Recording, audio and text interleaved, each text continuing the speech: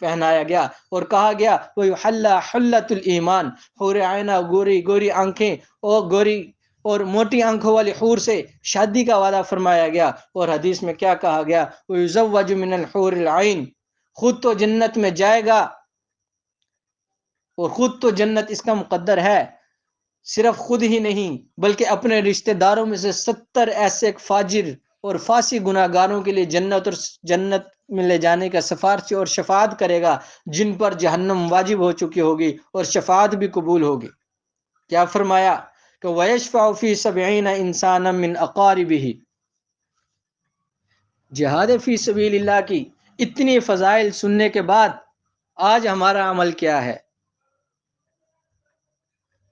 یہ تو ان لوگوں کے فضائل تھے جو جہاد فی سبیل اللہ میں جاتے ہیں، جہاد فی سبیل اللہ پر عمل کرتے ہیں، اور پھر وہ لوگ جو جہاد فی سبیل اللہ نہیں کرتے، ان فضائل کے علاوہ اس مبارک عمل کو ایمان اور نفاق کا معیار قرار دیا گیا اور کہا گیا وَلَا يَعْلَمَ الْمُؤْمِنِينَ وَلَا يَعْلَمَنَّ الَّذِينَ نَافَقُوا، اور ایسے شخص کو موت سے قبل دردناک مصیبت کی وعید سنائی گئی جو نہ تو یہ مبارک عمل کرے اور نہ ہی اس میں شریک ہو اور نہ کسی غازی اسلام کے گھر کا خیال کرے۔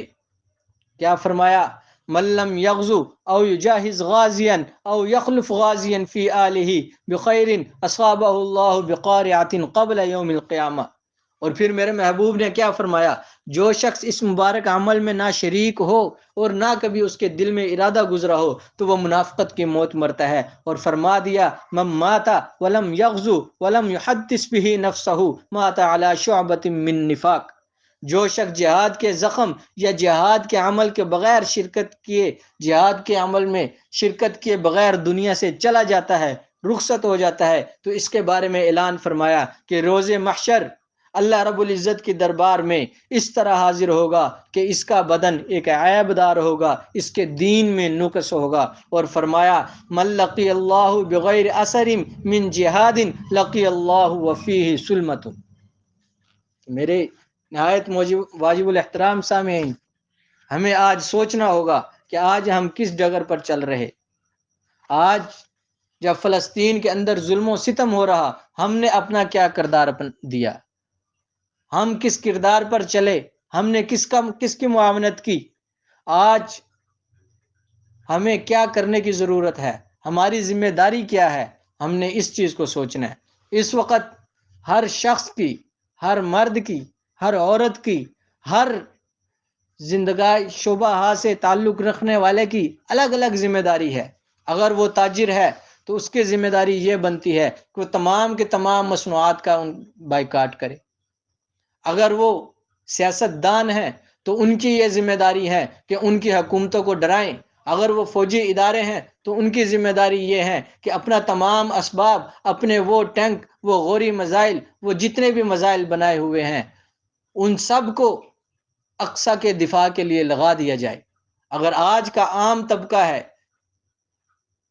جو سیاست دان بھی نہیں، جو فوجی بھی نہیں، جو تاجر بھی نہیں، اس کی ذمہ داری یہ بنتی ہے کہ وہ تمام کے تمام مصنوعات کی خرید و فروخت کا بائیکاٹ کرے اور جہاد فی سبیل اللہ کے اندر شرکت کرے۔ اور جہاد میں شرکت کس طرح کی جاتی؟ اب یہ کہا جائے کہ جی میں تو پاکستان میں بیٹھا ہوں، میں کیسے شرکت کروں؟ تو حضرت مولانا انور الاولکی رحمۃ اللہ علیہ، اللہ رب العزت ان کی شہادت کو قبول فرمائے، انہوں نے 44 ایسے طریقے لکھے کہ اگر کوئی شخص ان 44 طریقوں میں سے کسی طریقے پر عمل کرے گا، انشاءاللہ اس کو جہاد فی سبیل اللہ کا اجر بھی ملے گا، اور وہ اس حدیث کی وعید سے بھی نکل جائے گا جس میں آپ صلی اللہ علیہ وسلم نے منافقت کی موت مرنے والا کہا کہ جو شخص جہاد کی نیت نہ کرے وہ منافقت کی موت مرے گا۔ تو سب سے پہلا طریقہ جہاد میں شرکت کا کیا ہے کہ مجاہد بننے کی خواہش کریں۔ آج جو بھی میرا یہ وائس، میری یہ ویڈیو آڈیو سن رہا، وہ اسی وقت دل میں نیت کرے کہ انشاءاللہ میں مجاہد بنوں گا۔ سب سے پہلے نمبر پر کیا کہ جہاد بننے کی خواہش کرنا۔ دوسرے نمبر پر کیا ہے کہ اللہ سبحانہ و تعالی سے شہادت کی دعا کرنا۔ کیا میرا اور آپ کا خون آپ صلی اللہ علیہ وسلم کے خون سے زیادہ پاکیزہ ہے۔ میرا اور آپ کے محبوب اللہ رب العزت سے دعا کریں کہ دن رات اللہ رب العزت سے یہ کیا دعا کر رہے ہیں۔ آپ صلی اللہ علیہ وسلم نے فرمایا کہ میرا دل کرتا ہے کہ میں میدان جنگ میں جاؤں، میدان جہاد میں جاؤں اور قتل کیا جاؤں، پھر زندہ کیا جاؤں، پھر قتل کیا جاؤں، پھر زندہ کیا جاؤں، پھر قتل کیا جاؤں۔ یعنی شہادت کی دعائیں مانگی، اور آج اور میں اور آپ شہادت کی دعا مانگتے ہوئے ہمارے رونگٹے کھڑے ہو جاتے کہ کہیں شہادت مل ہی نہ جائے۔ تیسرے نمبر پر کیا کیا جائے کہ اموال سے جہاد کرنا۔ ہر وہ ایسا مستند ادارہ جو فلسطین تک، مظلوم امت مسلمہ تک، مجاہدین تک، شہداء تک اپنے اموال پہنچا رہا مستند ادارہ ہو اور با اثر شخصیت ہو، تو اس کے ہاتھ اپنا مال دیا جائے، اور اپنے مال کو جتنا ہو سکتا ہے اپنی وسعت سے بڑھ کر مدد کی جائے۔ چوتھے نمبر پر کہ مجاہدین کے لیے فنڈ اکٹھا کریں۔ اپنے مال خرچ کرنے کے علاوہ آپ کو دوسروں کو بھی اس پر ابھارنا ہے، صرف اپنا مال نہیں، دوسرے لوگوں کو، قریبی عزیز و اقارب کو اس بات پر ابھاریں کہ مجاہدین کے لیے فنڈ اکٹھا کیا جائے۔ پانچویں نمبر پر مجاہد کو معاشی مدد فراہم کرنا۔ اس میں مجاہد کا ہر قسم کا خرچہ برداشت کرنا شامل ہے، یعنی اس کے ہتھیار، اس کے جنگی اخراجات کے علاوہ اس کی رہائش اور کھانے اور اس کے سفر اور خرچ وغیرہ کا تمام اہتمام کرنا۔ چھٹے نمبر پر کہ مجاہدین کے خان کی نگہداشت کرنا، کہ جو مجاہد اللہ کے راستے میں اپنی بیوی بچوں کو چھوڑ کر، اپنے بڑے ماں باپ کو چھوڑ کر جا رہا ہے، اس کے گھر میں اس کے اہل و عیال کی حفاظت کرنا، ان کی ضروریات کا خیال رکھنا، ان کی معاشی مدد کرنا، ان کی عزت کی رکھوالی کرنا بھی بے انتہا اجر و ثواب کا ذریعہ ہے۔ اور ساتویں نمبر پر کیا کہ شہید کے خاندان کی کفالت کرنا، کہ ہمارے وہ بھائی جنہوں نے اسلام کی بقا اور امت کی حفاظت کی خاطر جنگ لڑی، جنہوں نے ہمارے دفاع میں اپنی جانیں قربان کی، کیا وہ اتنے غیر اہم ہو گئے کہ آج ہم انہیں بلا دیں؟ ہرگز نہیں، بلکہ شہداء کے گھروں کی کیا کی جائے؟ کفالت کی جائے۔ آٹھویں نمبر پر قیدیوں کے خاندان کی کفالت کرنا، کہ جو جہاد فی سبیل اللہ میں نکلنے کی پاداش میں پاکستان میں یا غیر ممالک کے اندر جو دشمنوں کے ہاتھوں قید ہیں، ان کے گھر والوں کی کفالت کرنا۔ نویں نمبر پر مجاہدین کو زکوٰۃ دے کر جہاد میں شرکت کرنا۔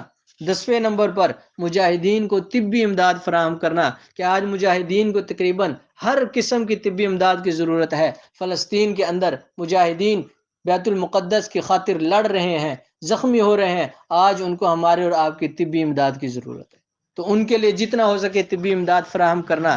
11ویں نمبر پر مجاہدین کی حوصلہ افزائی کرنا، یہ نہیں جیسا کہ آج حماس نے اگر یہ دیدہ دلیری دکھائی، آج انہوں نے جرت کی اور آسمان سے شہینوں کی طرح دشمن پر ٹوٹ پڑے، تو بعض لوگوں نے میڈیا کے اوپر شور مچانا شروع کر دیا کہ غزہ کے اندر مسلمانوں کو مروانے میں حماس کا ہاتھ ہے۔ اس طرح کی بزدلانہ باتوں سے بچا جائے، مجاہدین کی حوصلہ شکنی نہ کی جائے، ان کی حوصلہ افزائی کی جائے۔ 12ویں نمبر پر مجاہدین کا دفاع کرنا۔ آپ جس مجلس میں بیٹھے ہیں، جس محفل میں بیٹھے ہیں، جس گھر میں بیٹھے ہیں، جس سکول میں ہیں، جس کالج میں ہیں، اگر کوئی مجاہدین کا دفاع نہیں کرتا، مجاہدین کو برا بھلا کہتا ہے، انہیں دہشت گرد کے لقب سے پکارتا ہے، انہیں ٹیررسٹ کہتا ہے، آپ کو پورا حق حاصل ہے کہ آپ اس کا دفاع کریں۔ 13ویں نمبر پر میڈیا کے جھوٹ کو دور کیا جائے، میڈیا کے جھوٹ کو بے نقاب کیا جائے کہ آج وہ مجاہدین کو دہشت گرد کہہ کر وہ مجاہدین کے منہ پر کالک ملنا چاہتا ہے۔ آپ کا اور میرا یہ فرض ہے کہ میڈیا کے جھوٹ کو بے نقاب کیا جائے اور مجاہدین کی ویڈیوز مسلمانوں تک پہنچائی جائے۔ اور 14 نمبر پر کیا کہ منافقین کی نشاندہی کی جائے، وہ لوگ جو مجاہدین کے خلاف ہیں وہ کھلے منافق ہیں، ان لوگوں کی نشاندہی کی جائے اور لوگوں کو بتلایا جائے کہ اس کے ساتھ اٹھنے بیٹھنے سے، اس کی مجلس سے بچا جائے۔ اور اس کے 15ویں نمبر پر کیا کہ دوسروں کو جہاد پر اکسانا، جہاد پر ابھارنا، جہاد کے لیے تیار کرنا، یہ اللہ کا حکم ہے کہ 10ویں سپارے میں اللہ نے فرمایا سورۃ التوبہ کے اندر، یا ایھا النبی حرض المؤمنین علی القتال، اے محبوب، اے میرے نبی، مومنین کو قتال کے لیے ابھاریے۔ اور 16 نمبر پر کہ مجاہدین کے رازوں کی حفاظت کرنا، ہم اپنی زبانوں کو مہر لگانے کی ضرورت ہے. کبھی کبھی ہم اپنے چند الفاظ زبان سے نکال دینے کی وجہ سے نہ چاہتے ہوئے بھی اپنے مجاہد بھائیوں کو خطرے میں ڈال دیتے ہیں. ان کے رازوں کی حفاظت کی جائے. 70ویں نمبر پر مجاہدین کے لیے دعائیں کرنا، ہر نماز کے بعد ان کے لیے دعا کرنا. اور 18ویں نمبر پر مجاہدین کی بااعتماد خبریں تلاش کرنا اور پھر ان کو عام کرنا. ان کے خلاف کسی خبر کو آگے پھیلانے کی ضرورت نہیں. ان کے خلاف کسی قسم کی کسی خبر کو آگے پھیلانا یا اس پر یقین کرنے کی ضرورت نہیں. 19ویں نمبر پر مجاہدین کے علماء اور رہنماؤں کی تحریریں سنیں. ہر اس شخص کی تحریر کو چھوڑ دیں جو آپ کو جہاد یا مجاہدین کے خلاف آپ کے دلوں میں زہر اگلنے والی ہو. اور 20ویں نمبر پر علماء مجاہدین کے حق میں فتاوی جات تلاش کرنا، بجائے یہ کہ مجاہدین کو دہشت گرد کہنے کے فتاوے ہم علماء سے لیں یا مفتیان اکرام سے لیں. 21ویں نمبر پر علماء اور دینی رہنماؤں کو جہاد کی صحیح خبریں پہنچانا. جب مجاہدین کی صحیح خبر علماء کو اور دینی رہنماؤں کو ہوگی تو آج میری اور آپ کی وہ رہنمائی کر سکیں گے. اور 22ویں نمبر پر جسمانی ورزش، کہ اپنے جسموں کو مضبوط کیا جائے. آپ صلی اللہ علیہ وسلم نے مسلم شریف میں فرمایا، توانا اور مضبوط مومن ایک کمزور مومن کے مقابلے میں اللہ تعالیٰ کو زیادہ پسند ہے. اسی طرح جہاد کی نیت سے خود بھی تربیت کریں، خود بھی روزانہ ورزش کریں، اپنی اولاد کو اس کے لیے تیار کریں. اور 23ویں نمبر پر عسکری تربیت حاصل کرنا، یہ قرآن کا حکم ہے. وَأَعِدُّوا لَهُم مَّا اسْتَطَعْتُم مِّن قُوَّةٍ وَمِن رِّبَاطِ الْخَيْلِ تُرْهِبُونَ بِهِ عَدُوَّ اللَّهِ وَعَدُوَّكُمْ وَآخَرِينَ مِن دُونِهِمْ. سورہ انفال آیت نمبر 60 کے اندر اللہ رب العزت نے یہ حکم دیا مسلمانوں کو کہ دشمن کے خلاف ہر قسم کی طاقت کا استعمال کرو. اور 24ویں نمبر پر میڈیکل کے اعتبار سے، میڈیکل جو سیکھ رہا ہے، جس نے میڈیکل سیکھ لیا، وہ مجاہدین کو جو ہے مدد فراہم کرے اور مجاہدین کا علاج کرے. 25ویں نمبر پر فقہ الجہاد سیکھنا، جہاد کے مسائل سیکھنا. آج ہمیں ہر مسئلے کا پتہ ہوگا، اگر مسئلے کا نہیں پتہ تو جہاد کے مسئلے کا نہیں پتہ، جس کی بنیاد پر آج ہم جس کو علم نہیں وہ جو جہاد کرے گا فساد ہوگا، اور جو جہاد کر رہا ہے علم نہیں ہے تو وہ بھی فساد بنا ہوا ہے. تو اس وجہ سے فقہ الجہاد، جہاد کو سیکھنا. اور اس کے بعد 27ویں نمبر پر عقیدۃ الولاء اور والبراء کا پرچار کرنا. یہ عقیدہ کیا ہے کہ میرے اللہ نے اپنے قرآن میں فرمایا، یا ایھا الذین آمنوا لا تتخذوا اليہود والنصارى اولیاء، کہ اللہ کے لیے دشمنی اور اللہ کے لیے بغض رکھنا. اگر کوئی قریبی رشتہ دار بھی ہے وہ اسلام کا مخالف ہے تو ہم ان کے مخالف، اگر وہ اسلام سے محبت کرنے والا ہے تو ہم ان سے محبت کرنے والے. تو اسلام کی خاطر محبت کرنا اور اسلام کی خاطر ہی نفرت کرنا کسی سے. اور 29ویں نمبر پر انٹرنیٹ کی جنگ لڑنا. آج سوشل میڈیا کا دور ہے، ہر طرف اسلام کو، مجاہدین کو، جہاد فی سبیل اللہ کو دہشت گرد اور بدنام کرنے کی کوشش ہے. ہر وہ چیز جو جہاد کو واضح کرے، مجاہدین کے دفاع میں ہو، اس کو آگے سینڈ کیا جائے. 30ویں نمبر پر بچوں میں جہاد اور مجاہدین کی محبت ڈالنا. آج افسوس کے ساتھ میرے اور آپ کے بچے کرکٹ دیکھنے کے لیے، اور کرکٹ والوں کی محبت تو ہمارے دلوں میں ہے، آج کارٹونوں کی محبت تو ہمارے دلوں میں ہے، آج انڈیا کے بڑے بڑے ایکٹروں کی محبت بھی ہمارے دل میں ہے، لیکن محبت نہیں ہے تو جہاد اور مجاہدین کی. تو بچوں کے دلوں کے اندر جہاد اور جذبہ جہاد کو اجاگر کریں. 31ویں نمبر پر سہل پسندی اور آرام دہ زندگی کو چھوڑنا، کہ تعیش پسندی جہاد کی دشمن ہے. شیخ عبداللہ اعظم فرمایا کرتے تھے کہ جہاد ایک مشکل عبادت ہے اور قربانی کی کوئی ایسی شکل نہیں جو اس میں نہ دینی پڑتی ہو. 33ویں نمبر پر جہادی اجتماعیت کا خیال کرنا، اختیار کرنا، کہ ایک جماعت کے ساتھ، ایک پلیٹ فارم کو ساتھ لے کر چلنا اور اس کے مطابق عمل کرنا. اور 34ویں نمبر پر اخلاقی اور روحانی تربیت، جیسے جہاد فی سبیل اللہ کے لیے جسمانی تربیت کی ضرورت ہے، اسی طرح روحانی تربیت کی بھی ضرورت ہے، کہ ہمارے دل بھی صاف ہوں، ہمارا نفس بھی صاف ہو. جب ہمارے دل صاف ہوں گے تو مجاہدین سے محبت بھی کریں گے، ان کے اموال کی حفاظت بھی کریں گے، ورنہ خیانت کے مرتکب ہوں گے. اور 35ویں نمبر پر علماء حق کو تلاش کرنا، مجاہدین کے علماء کو تلاش کرنا، ان سے مسائل پوچھنا، فقہ الجہاد سیکھنا. 36ویں نمبر پر ہجرت کی تیاری. اگر آج فلسطین پر یہ وقت ہے تو کل ہم پر بھی ہو سکتا ہے. آج اگر برما پر یہ وقت ہے کل ہم پر بھی ہو سکتا ہے. آج اگر کشمیر اس مشکل میں مبتلا ہے تو کل یہ ہم پر بھی ہو سکتا ہے. تو ہجرت کرنا، کہ آپ صلی اللہ علیہ وسلم مکہ کے اندر دین اسلام پر عمل کرنا مشکل تھا تو میرے محبوب نے مدینہ کی طرف ہجرت کی، تو مسلمان ہر وقت ہجرت کی تیاری میں رہے.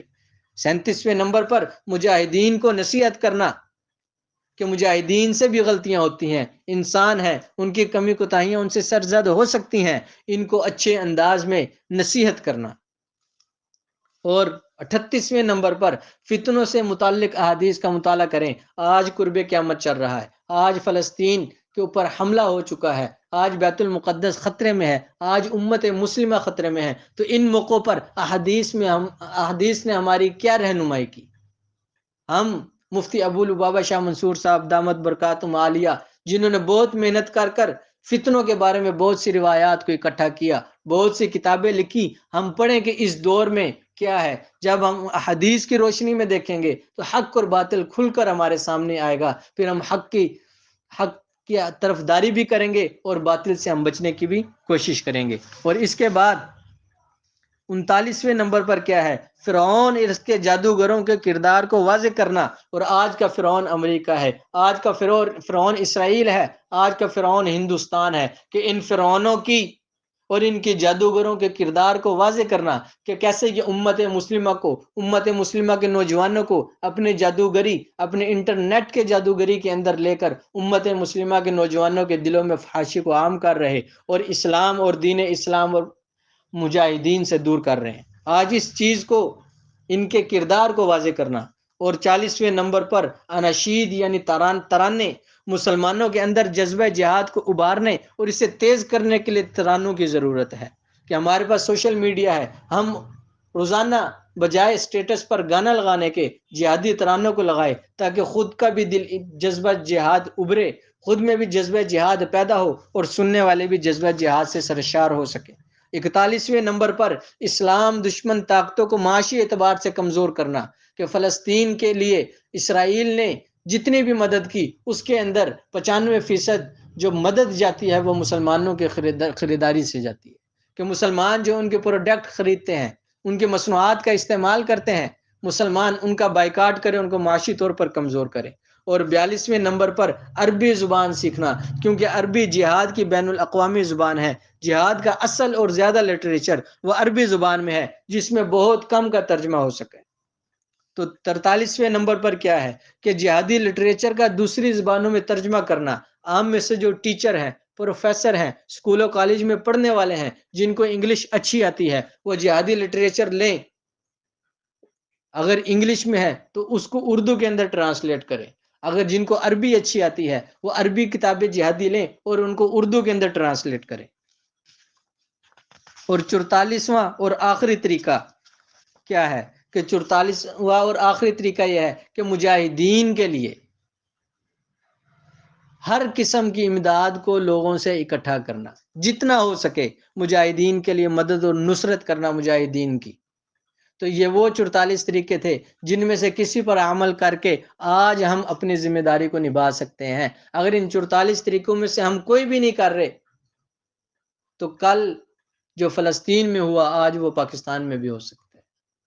تو اس لیے ہم غور کریں کہ ہم کس طرف جا رہے ہیں. قرآن میں اللہ رب العزت نے مجاہدین کا، اسلام کا ساتھ دینے والوں کو حزب اللہ کہا، اسلام کا ساتھ نہ دینے والوں کو حزب الشیطان کہا. آج میں اور آپ اپنے گریبان میں جھانک کر دیکھیں کہ میں حزب اللہ میں شامل ہوں یا حزب الشیطان میں شامل ہوں. اللہ رب العزت ہم سب کو جو کچھ کہا گیا اس پر عمل کرنے کی توفیق عطا فرمائے. وآخر دعوانا ان الحمد للہ رب العالمین.